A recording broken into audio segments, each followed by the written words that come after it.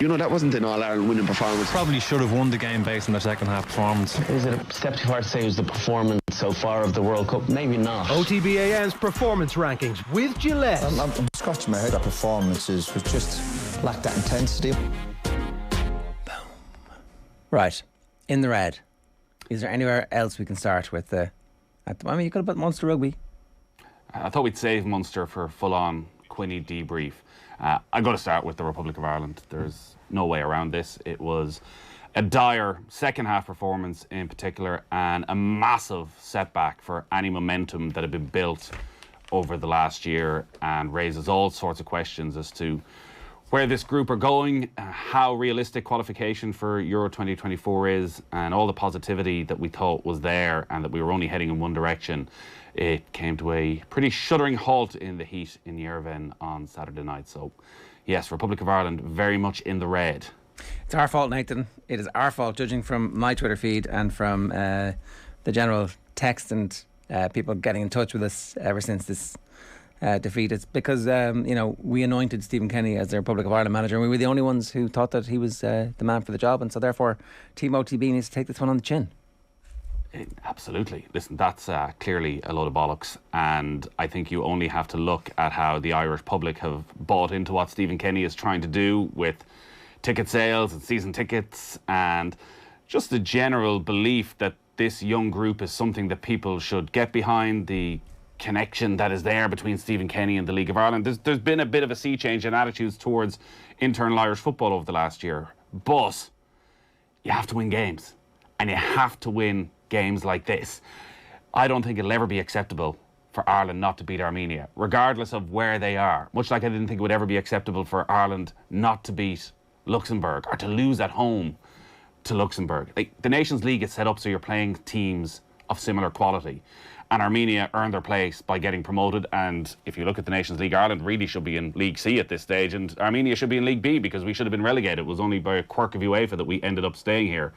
But Armenia's form really since promotion has collapsed. Remember, they conceded 9 goals against Norway. They conceded 5 against North Macedonia. So even if you ignore the Norway game, this is not a team of great quality. Henrik Mkhitaryan has retired from international football, but in the second half they played us off the park, and all of the errors of the early part of the Stephen Kenny reign, which we sort of wrote off because of COVID and the constant changes of the team, they all seem to come back. Can I just tease that out? Because I think we should be as accurate as possible here. It doesn't feel like they played us off the park, right? I think in the second half they were a lot better. Sorry, I actually think that the problem here is if so Ireland's style has evolved over the last 18 months. We've become a more direct team. We had Gavin Cooney on the show on Friday night, and he was talking about we actually pass the ball less now than we did at the start of Kenny's regime. It feels specifically that the challenge that we face when we are the better team, because when we are the team who is in control of the ball more often than not, and that was still the case in the second half. Like, we still controlled the ball more than they did. But that's the problem, is that we don't have any creativity. We don't have a number 10. Like, we could still be playing there now, and it feels like unless Ogbene scores from the free header at the end of the first half, or unless John Egan scores a header, which would be a good goal, like a really good headed goal from a corner kick, that we weren't going to score from open play. And it's against these teams who are solid, put a bank of players behind the ball, and aren't that ambitious. So I would say they didn't play us off the park. They did exactly what they needed to do, which was not very much, which is kind of worse. So Ireland had 70% possession in that game. But I think in the second half, Armenia were by far, far the better team. They were happy to have Ireland having the ball because, as you say, they knew they weren't going to do anything with it. And every time Armenia won the ball back, they looked dangerous. And some of the errors in the Armenian half were beyond a joke. There was at one stage, I think it was Jason Knight played a short ball across to Jeff Hendrick. He's standing 5 yards away. Hendrick sort of leaves it, a half dummy for Cullen, but Cullen isn't ready for it. And out of nothing, they break, and your 3 of your midfielders are gone instantly. And that happened countless times. Simple passes. So whether that's a technical ability of the players, that they're just not good enough under a bit of pressure to pick out the right ball at the right time, or is it the system that the players around them aren't in the right place at the right time? Option 3 is that Hendrick's not playing any football. And that, like, you know, he's a key player for us. He's played that friendly, I think, And that's all the football that he's played in the last 6 months, basically? Pretty much. He's had one start. When he went to Queen's Park Rangers first, he got some games, but in the last few months, he's had one game. But again, and I agree with all that, and we can make the case, and you can go through that Irish team. Like Shane Duffy hasn't played any football in the last 4 months. Nathan Collins has had a good run, but still, that was his first competitive start. Enda Stevens has had injury problems. Seamus Coleman, really seemed to struggle at times. Hendrick, as you say, hasn't played anywhere near enough football. And the front three, Ogbena's coming from League One. Callum Robinson hasn't been playing a huge amount of football. Troy Parrott's coming from League One as a very young, inexperienced player. So you can make excuses for the quality, but Stephen Kenny has said himself right from day one, I'm never going to say we don't have the players. So we have to accept the players are who they are. And I thought Hendrick at times in the first half, was playing the right ball and was doing the right thing. And maybe it is the lack of match fitness in that he just collapsed completely in the second half. Has he had a contract now, or is there another season? No, he was talking last week saying that while he will go back to Newcastle pre-season, I don't think he expects to stay at Newcastle for next season. So, listen, Hendrick is a lightning rod for criticism when it comes to this Ireland team. I think it's overplayed at times. But he needs to get football. Like I'm not criticising here for playing badly in the game. I'm like he needs to play football. And if Ireland are going to qualify for a tournament, we actually need 20 players playing week in, week out at whatever their level is. And that's going to give us an opportunity to pick players who are in form, as opposed to, well, Hendrick's in the team because actually, if he's not in the team, who then is in the team? Well, the alternative is you play Alan Brown.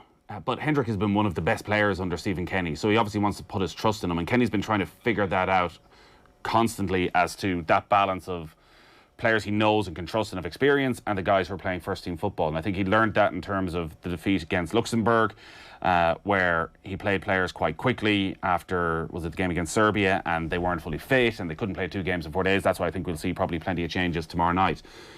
But the first half performance was decent, and the front three all looked dangerous at times, and it was really good movement. And while it wasn't perfect and it wasn't outstanding, you sort of felt, they'll get a goal early in the second half and they'll kick on from here. But it must be hugely worrying for Stephen Kenny, for everybody, how that second half went. Because I know you're saying they didn't play them off the park, but Ireland never looked like scoring, and Armenia looked like scoring every time they went forward. Il Pastino 88 says, let's not rewrite history. Armenia completely dominated the second half. We had zero threat. My point isn't that I'm rewriting history. It's that actually we have a very specific problem, is that you can decide as a team, if you're not a very good team, to give us the ball and we're not able to break you down. So that's almost...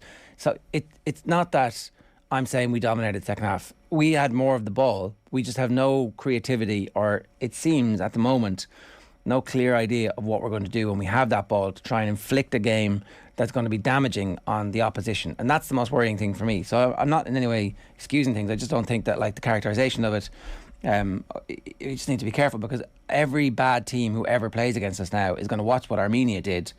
And I'm not saying they're all going to score worldies from 35 yards. Well, but the last 3 bad teams that we've played have all scored worldies against us. Listen, this might sound like the most stupid comment of all time, but every time I've watched Ireland and they haven't played well, it always feels like we need 12 players. It always feels like we need 3 centre-backs, or we look open at the back, and we need an extra midfielder. And that's what I felt the last day, that do we need 3 centre-backs? Shane Duffy had way too much of the ball rather than a midfielder in there. But Stephen Kenny seems to have settled on this system, which means you've got the wrong players in possession of the ball at the wrong time. Like Shane Duffy, as much as he's improved in possession, is not Virgil van Dijk. No. So you don't want him starting every attack. You want Cullen starting every attack. Or Andrew O'Malley, in which case you'd be quite happy for the ball at his feet. And it's just that, again, he's only 19, so... And he's injured. That was my point. Stephen in Dublin 3 says, all the talk about how great our keepers are, yet none of them can get near any shots coming from outside the box. I don't think there was anything Caoimhín Kelleher could have done about that. He made a very good save early on. Like, those shots are not the fault of the goalkeeper. Comes out, hits the post. Like, he's got his angles right. He's a millimetre away. So I don't think you can blame Kelleher in any way for the goal. As awful as we were on Saturday, I firmly believe that we will win tomorrow and Saturday. I can't wait for the doubters to be silenced, says James McCullough. I mean, in fairness, we are playing 2 of the most heartbroken teams in world football in the next 6 days. So possibly. Ukraine are a far better team than Ireland right now, if they go with their full strength 11. That's the thing. They've played 2 huge games in the last week. Now, listen, if you're a Ukrainian player, you're going to say, I'm a bit tired, I'm not going out representing my country at the moment. I think that's unlikely, but the manager may make that decision. And that texture is absolutely right. It will silence the doubters, and the way to silence doubters is to win games. MOC says, so some players not fit and asking them to play international football in 35-degree heat. No wonder they lost. Sandy Zar says, why are Clare and Limerick not mentioned in green together? And Barbalatza 83 says, no one talking about the bottle thrown at Tony Kelly as he took the sideline cut to equalise at the end of the game in the normal time, and the disgusting chants from Limerick fans at the end of the game. I didn't hear the chants, so maybe you'll update us in the comments. Really? You can tell us what they were. Use asterisks for... No, don't. It's the YouTube comments still, self-policing. Anything goes. So, that's the first thing in red. Also in red, I'm surprised. What do we got here? The handshake. Wowzers. This was yet again, it even topped the awkwardness of the handshake in Salthill. Brian Cody, Henry Shefflin. Brian Cody leads Kilkenny to yet another Leinster hurling title. Does he do what every victorious manager has done, regardless of the rivalry? Does he stroll over and just even throw the hand out? Just throw the hand out. You don't even have to be looking at him. You can do the Roy Keane and Mick McCarthy and just turn the other way. But you shake the hand, don't you? No, Brian Cody decided this time I'm going to shake every member of my backroom staff's hand. I'm going to stand around and I'm going to wait for Henry Shefflin to march across the pitch, shake my hand, where words are exchanged, and Henry Shefflin, his greatest ever player, backtracks, shaking his head and mouthing something. This is the greatest GAA. Isn't it great to see such warmth between two GAA men putting the incident to bed? That's what I heard. That's what you saw, was it? Well, that's what we were told on the telly. It's like, oh, that's great. That's a good sign now. That's it. It's all over. We don't need to talk about this. I'm like, really? Because that looks a little bit like there was a bit more to that than normal. The great shame of this is that they're on opposite sides of the draw now, and unless one of them beat Limerick, we're not going to see Galway and Kilkenny in the championship again this year. It's hard to get away from feeling Cody has let himself down massively. Henry Shefflin is his greatest ever player. Just out of basic respect and of all the talk that's been there over the last 2-3 weeks since what happened in Salthill, I think the easiest way not to have to answer questions about this and his answers afterwards of I don't care who's in charge of either team, it's not about managers, it's just about players. The easiest way to stop all that is you walk over, you shake his hand, you move on, you don't even need to say a word.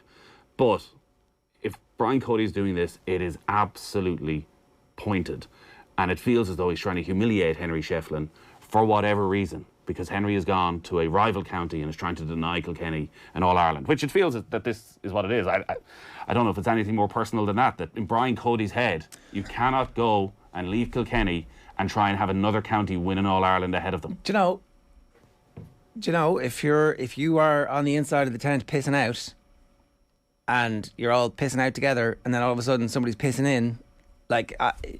There's a madness to elite sport that we as normal human beings don't get. There's a ruthlessness, and Cody's ruthlessness is something that he's been praised for relentlessly for 2 decades. It was like, player who looks to us like he's at the peak of his powers, gone from the panel because actually, you know what, we don't know why, but it wasn't enough for Cody. He saw something in terms of commitment or application or usefulness to the game plan, and he saw an opportunity to make an example of it, and everybody else suddenly an extra 15-20% of training. You can't have that, and you can't praise that without everything else that comes with it. Like, if we think back to Alex Ferguson, the greatest football manager that ever lived, according to a bunch of people, and certainly up there in the conversation with all of the great managers who there ever were, all the way back to Busby and Shankly, the modern inheritor of that. But like, you would not say Alex Ferguson was a man without some wrinkles in his character that we all find a little bit distasteful.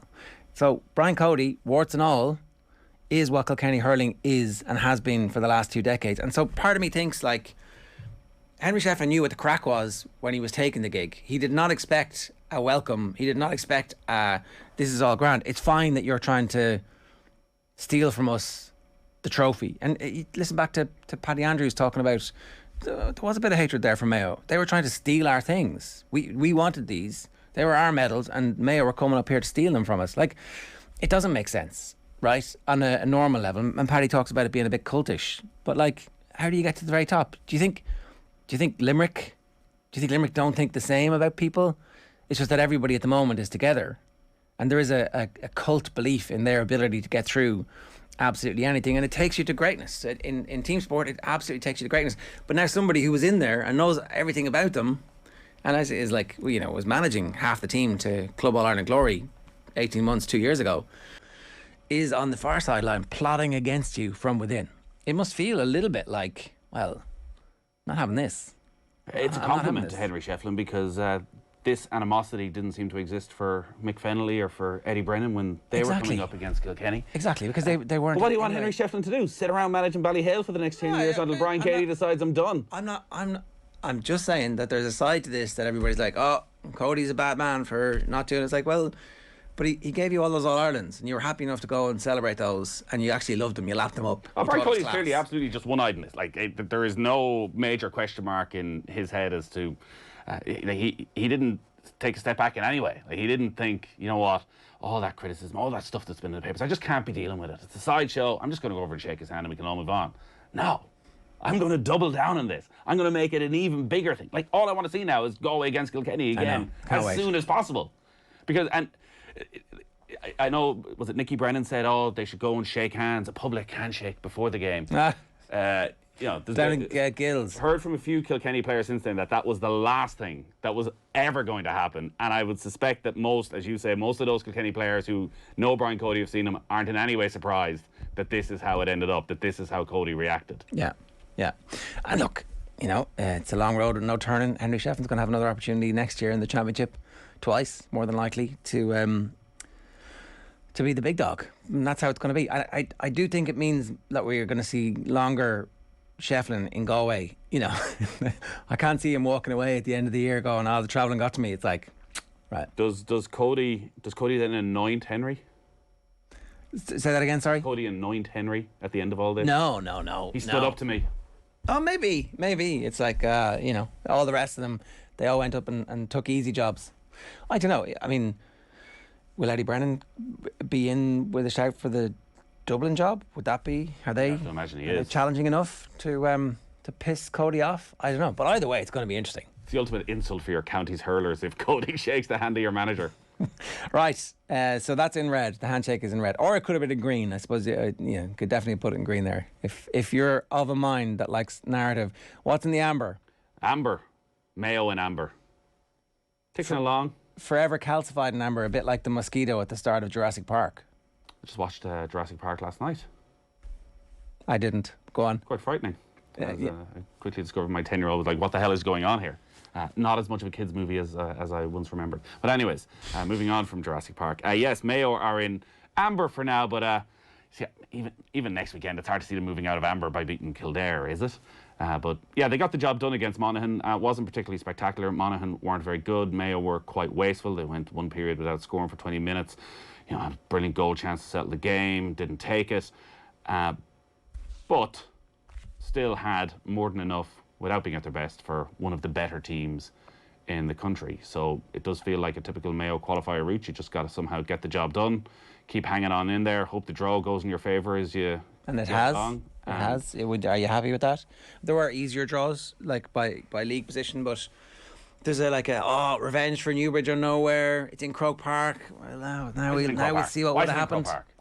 I'd nearly sooner go to Newbridge than go to Croke Park. I know Mayo were the first team out, so you know if it was home, probably would have been Castlebar. But why is it in Croke Park at 6 o'clock on Saturday night at the same time as Ireland against Scotland? When yet again Mayo are somehow meant to travel to Dublin to fill out Croke Park. It's just not going to happen. It's just not going to happen. And we're at another situation where we'll have 35,000 max in Croke Park for a double header. Why not have it in Tullamore or Portlaoise, or don't ever recommend going to the Hyde Park for something, but something that's halfway between both counties. That means that the Mayo supporters don't need to come to the most expensive city in the world right now to have a Saturday night out. Yeah. Can you? Is it not just possible to get in the car and go home afterwards? Over at 8 o'clock, home by 11, half 11. You take the old trek back to Achill now and see how you get on with that. Okay, so you picked the furthest part. Fair enough. Yeah, exactly. And Listen, I'm sure the Mayo players are delighted it's in Croke Park because they have had more success, aside from the obvious, at that pitch probably than they've had even in Castlebar, and I'm sure they will use the wide open space to take full advantage against Kildare. But it does feel that, considering the quarterfinals, I presume, will end up in Croke Park, semi-finals will be in Croke Park, that you might not be going much further than that. Unnecessary to have you might not be going all that far. Games in Croke Park. Okay. Are you feeling confident? Come on, get it out there. I'm just looking at the odds here. Mayo 5-2 on. That's about right. So there you go. That's what I would expect. We're all expecting a Mayo win. And Mayo expected a Mayo win. Sure, look, if we keep the You're ball just kicked happy out to to be you, we'll there. be happy. Exactly, yeah. Making up the numbers. Right, go on. What's next? We're into green. Are we into green? At Wales. Got to celebrate our Welsh friends. I know, Jared, there's a lot of love for you there. Qualified for the World Cup. The Welsh soccer team, a very different. Welsh soccer fans different from the Welsh rugby fans. Then I thought you were going to put in a word there just before Welsh rugby fans. Yeah, well, they're not as great in number, generally, the Welsh soccer fans. They don't play at the Millennium Stadium anymore. They play in the Cardiff City Stadium, and it's working out quite well for them. So they beat Ukraine. A 0-0. It was a cracking game. First time Wales have qualified since 1958. Somehow hung on. Ukraine were all over them for the last 15, 20 minutes. Ben Davies has a sort of Richard Dunn in Moscow type performance where he's in the way of absolutely everything. Wayne Hennessy makes a load of ridiculous saves. Gareth Bale, outstanding. What a leader for his team.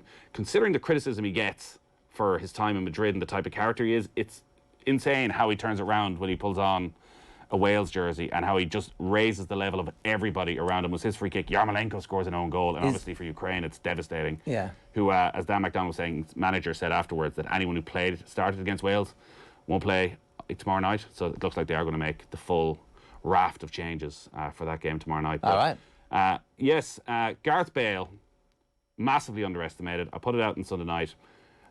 Up there for best British footballer since Bobby Charlton. When you look at what he has achieved for club and for country.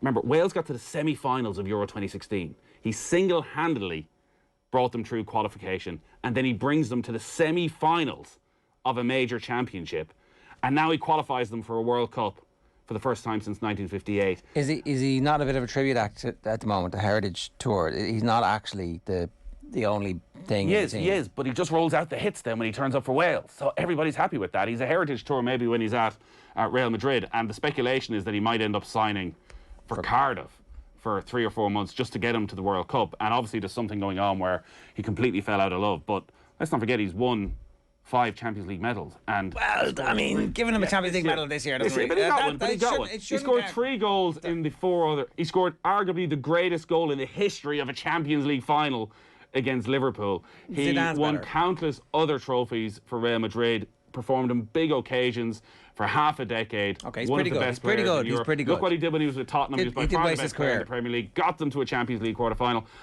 You can throw in Kenny Dalglish, Wayne Rooney, all you want, but Gareth Bale should be spoken about in those sort of terms. I'm surprised you didn't say Stephen Gerrard. Did you see Danny Murphy over the weekend saying that the best captain he played with at club level, not Stephen Gerrard, Robbie Keane? Wow. He said Robbie Keane was a better captain. Right, fair play to Robbie Keane. Next, quickly, last green. Oh, Colm has. It's the Colm Buick show. Can I get 5 minutes on this show without this lad rocking in? Where's his theme tune? Yeah, where's my team tune? Well, you're the producer. I forgot about that. I forgot about it. Yeah, I'm thinking out loud here. I need my own team tune. We all need our own team tunes. No, just you, Colm. You're we all need them. In the great tradition of the giant. Well, you see, it'd also be a nice warning for the listeners if we played your theme tune. Yeah, well, that's true. Yeah, you can come back in 7 minutes. Jock out. But it was Nathan Murphy's idea to have a Rafa Nadal segment in the green, which I think is beautiful for a guy who absolutely hates tennis and everything about it. Well, anyway, I know that Nathan was glued to his screen on Sunday afternoon when Rafael Nadal won his 14th French Open title. There he is there, celebrating with the trophy. Look how happy he is. Great to see. At the same and time, his 22nd Grand Slam overall, making him 2 ahead of Novak Djokovic and Roger Federer in the all-time Grand Slam race. And for a 36-year-old, he's the oldest ever French Open winner, basically playing on one foot. He had to numb his foot in order to play. And afterwards, everyone was kind of anticipating the big question in the press conference, is this the end for Rafael Nadal? And he didn't give us that juicy headline that we wanted. He said, we'll see how it goes. His aim is to play Wimbledon, which starts in 20 days' time. But he needs to get treatment before that. He's going to try a few things with his foot. Basically going to try and sever the nerve endings to the brain that actually tells you have pain. So they're going to try and cut that out in order for him to be able to get through 2 weeks of another Grand Slam. But what he did say categorically was that he cannot repeat the pain he went through in the last fortnight. He said he was nearly in tears and pain after his second round win against Corentin Moutet because the ankle was so bad. He got through it eventually. But it's an amazing achievement, and it's easy to take Nadal for granted in his greatness. Like, he's 36 years old, as I said, the oldest ever winner, but he's playing on one foot. and he beat Novak Djokovic fair and square in the quarter-final. I think the one thing that did help Nadal was in Friday's semi-final against Alexander Zverev, which was an unbelievable match. It was 7-6, 6-all. Nadal won the first set tiebreak. Zverev had 4 first set points and missed them. It was so tantalisingly close going into the end of the second set, and then Zverev went over his ankle, an absolutely horrible injury. He yelped in agony. It seems like he's torn several ligaments there, so who knows how that match would have ended up. But Nadal got through it. I think he was very grateful for the early ending in what was already a titanic battle, and he was just absolutely way too good for Casper Ruud on Sunday. Ruud just idolises Nadal. There's a picture of him at the 2013 French Open final where he looks every bit the boy that he was, and was just kind of honoured to share the court with Nadal. Probably paid him too much respect, but 6-3, 6-3, 6-love, I think, is the second biggest obliteration in the French Open final. Funnily enough, the biggest is Nadal against Federer in the 2008 showdown weeks before. Those two contested arguably the greatest ever tennis match at the Wimbledon final. So an absolutely monumental achievement for Nadal. I really thought Djokovic was going to win this, but Nadal beat him in that quarter-final, which I think really was when the tournament peaked. That was kind of the worry. I mean, that's all the way back 7 days ago. It was last Tuesday night. And after that, the Nadal-Zverev match was excellent until Zverev got the injury. But the Sunday match kind of felt like a third-round encounter because Nadal was just far too good. He's pretty good at tennis. It's fair comment. Roland Garros. Sorry? He's pretty good at Roland Garros. Well, no, I mean, that's not... when we're talking about the greatness conversation, and obviously we have Nadal and Federer because there's more to greatness than just winning Grand Slams, and character comes into it. But if you're looking at Nadal and was it 14 at the French, does that victory in 2008 at Wimbledon, how big an influence does that have on your thoughts around who was greater of Federer and Nadal when they're both at their absolute peak? Yeah, and Nadal on grass beats them. Yeah, I like that absolutely goes in his favour about talking about the greatest ever. I don't have a definitive answer personally. I can see arguments for all three. But undoubtedly, Nadal beating Federer, a peak Federer at Wimbledon, like Federer just dominated Wimbledon as much as Nadal ended up dominating the French Open at that time. And for Nadal to beat him on what was his weakest surface at the time is probably his greatest ever achievement. I mean, you think his team are saying that this French Open win is his greatest because of all that he's had to overcome. Yeah. It's hard to believe. This time last year, nobody was saying that Nadal was going to come out on top in the all-time race, but he's won, the 2 Grand Slams so far. He's on for the calendar slam, which is a remarkable achievement. He's relatively lucky that Djokovic is Djokovic and got kicked out of America and then wasn't allowed to go into Australia. So Djokovic hoist by his own petard. Djokovic playing Wimbledon. Yes, he's Djokovic. He's allowed to play Wimbledon, but at the time of speaking, he's not allowed to play the US Open. So they could change their stance in that. And who knows if he'll ever be allowed to play the Australian Open again. But he probably will. But you're thinking, look, Nadal, it's a big argument to say he's never going to win a Grand Slam again because of his injury. And then Djokovic is exactly 12 months younger. So this isn't over, this race. Like, let's say Federer's out of it. He's 40 years old. He's on 20. He might add 1. He's not going to add 2 to level it up. But Djokovic has a bit more time on his side and fitness on his side. And the only thing that stops Djokovic is tournaments not allowing him to play, basically. But you said he got a bit lucky, but he still had to beat Djokovic in the quarter-final. And he did. He won 3 out of the 4 sets. All right. So you're saying Nadal, the figures don't lie, he's the winner. Okay. He's the winner on paper, but there's arguments for all three. And we could go on all day about it. I'm sure you're delighted with. If you want to get into the performance rankings, if you disagree or agree with anything that we've done or indeed have other suggestions, like the Munster hurling final, which for whatever reason didn't make it into the green today, which is kind of disgusting, absolutely disrespectful to everybody involved. It was one of the all-time great sporting achievements, but you can... Look at the producer. At Nathan Murphy on Twitter is the one that you want to get to for that. We will talk about that in great detail with John Duggan a little bit later on. In the meantime, that is this week's Gillette Labs performance rankings. OTB AM's performance rankings with Gillette.